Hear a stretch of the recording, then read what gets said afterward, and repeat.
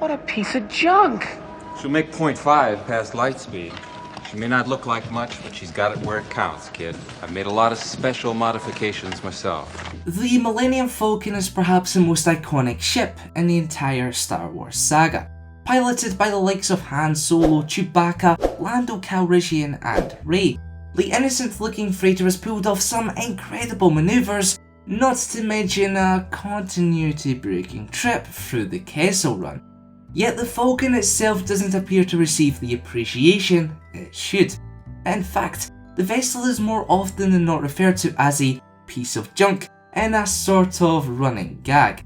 So why is this? What are the in-universe characters seeing that we are not? Well, let's find out. Number 3. Old Yeller.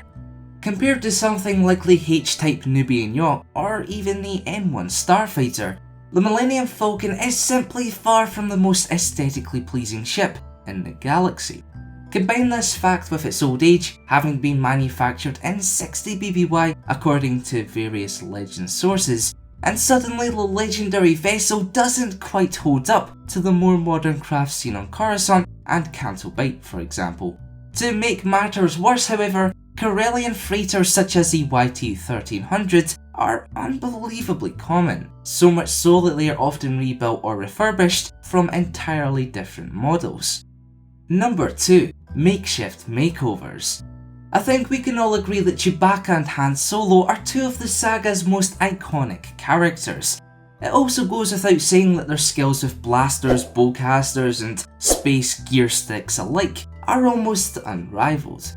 But let's face it, they are not exactly the best mechanics. So whether it be the constant call to adventure, the multiple owners who have added their own modifications for better or worse, or Solo's refusal to clean his ship's appearance as a matter of pride, the Falcon always seems to be in a state of repair. And with makeshift micro panels over an ever increasing number of blaster bolt induced scorch marks, it's no wonder why the likes of Nora Wexley find the ship so unappealing. It was a thing to marvel, a sight she will never forget. That's from the outside. On the inside, she's surprised this thing still holds together. It's got the structural integrity of a sack of spare parts. Nothing matches. Things dangle, wires lie exposed, panels don't match their moorings, the console doesn't even look like it's from the original ship. It's like her son built it in his workshop back on Akiva.